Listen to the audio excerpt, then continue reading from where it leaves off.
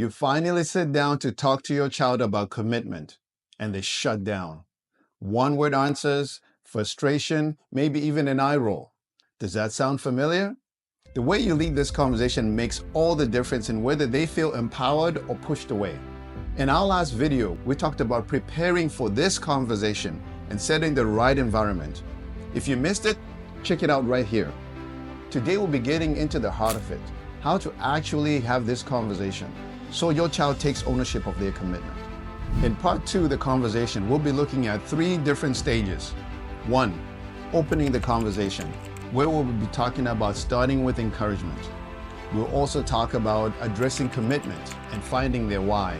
And then last but not least, we'll be talking about active listening from you, the parent, the key to a real conversation. Opening the conversation, start with encouragement. Now, it's time to start the conversation, and this needs to be done in a supportive, positive way using empathy, unconditional support, and clear intentions to set the tone right. In this stage, you need to start with unconditional love, opening by ensuring they know you are in their corner, no matter what, and that you are proud of them, regardless of where life takes them. You need to affirm your intentions, remind them that you are there to support them even if it doesn't always seem that way. Let them know that you genuinely care about their well-being and want to be a reliable source of encouragement. Make sure you emphasize that you are invested in their success, whether in sports, academics, or life in general. And also show empathy. Acknowledge the hard work they're already putting in. Recognize that balancing sports and academics can be challenging and may sometimes feel overwhelming. Always try to catch them doing the right thing. And by validating their efforts and feelings, you create a safe space for them to express any struggles that they may be facing, reinforcing that it's okay to seek help when needed. And make sure you also state the purpose clearly. Be upfront why you want to have this talk. A great way to begin the conversation is to share your vision as a parent. Express that you'd love to see them grow in sport and in school, and also in life in general, because you know that building skills in all areas will open up so many doors for them. Your goal is to support them in balancing these aspects so they can reach their full potential. By focusing on all these aspects, you are also creating a safe mental space for themselves. Here's a statement you could say to encompass all that we've talked about. No matter what happens in your sport, or in the classroom, or in life, I want you to know that I'm always in your corner. I see how hard you're working, and I'm so proud of you. Not just for what you accomplished, but the effort and heart you put into everything you do. My goal is to support you in every way I can because your growth, happiness, and success matter to me. By framing your support as a partnership, you're letting them know you are committed to helping them succeed in all areas. This approach also reassures them that their growth matters to you, not just in academics, sports, or as a person. Addressing commitment, finding their motivation, their why. Let's talk about why it's important to understand their why.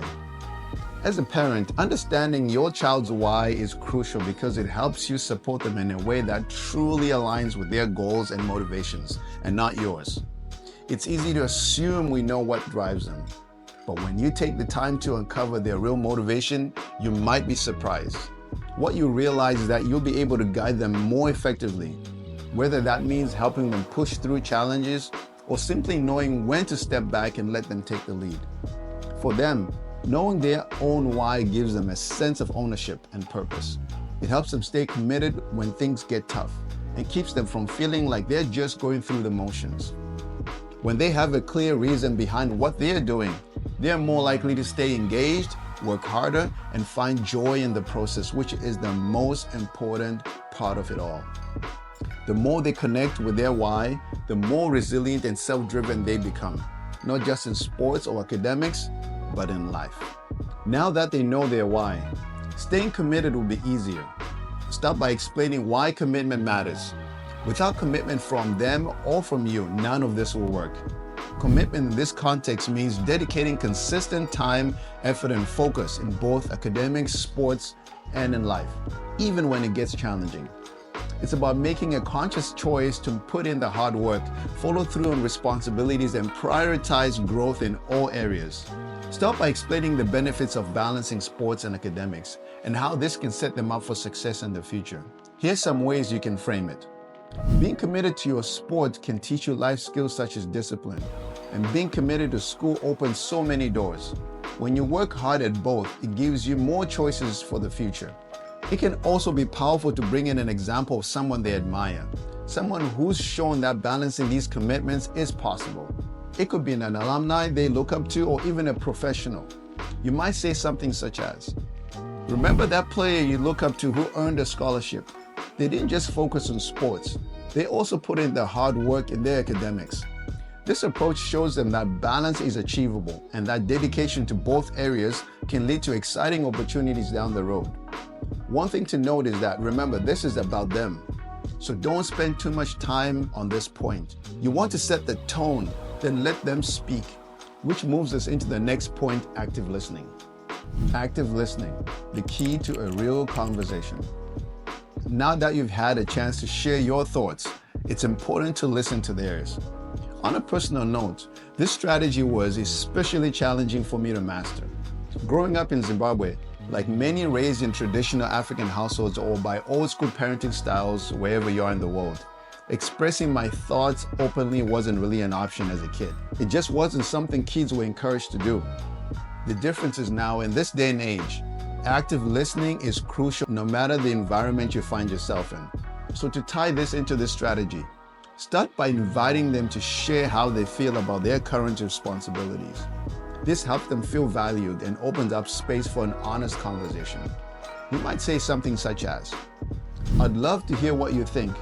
How do you feel about the balance between sports and school right now?" When they respond, make sure to listen attentively without interrupting. Let them know that their feelings are valid and repeat back what you're hearing to show that you understand. For example, "I hear you. It sounds like school feels overwhelming at times and balancing with practice is tough." By actively listening and repeating what they have said back to them, you're showing them that their perspective matters. This encourages a stronger bond of trust and helps them feel supported in finding solutions together. And that brings us to the end of part 2. Now that you've had the conversation, the next step is making sure your child follows through. In our last video, part 3, we'll talk about exactly how to help them take action without constantly reminding them. As I mentioned in the prior videos, I'll be sharing a downloadable resource to help you easily craft your game-changing conversation, and all that will be in part 3, so make sure you watch that video right here. And don't forget to like and subscribe, and let me know in the comments, which of the stages from part 2 are you most excited to go through with your youth athlete? Will it be opening the conversation? Will it be addressing commitment? Or will it be active listening? Until next time, peace.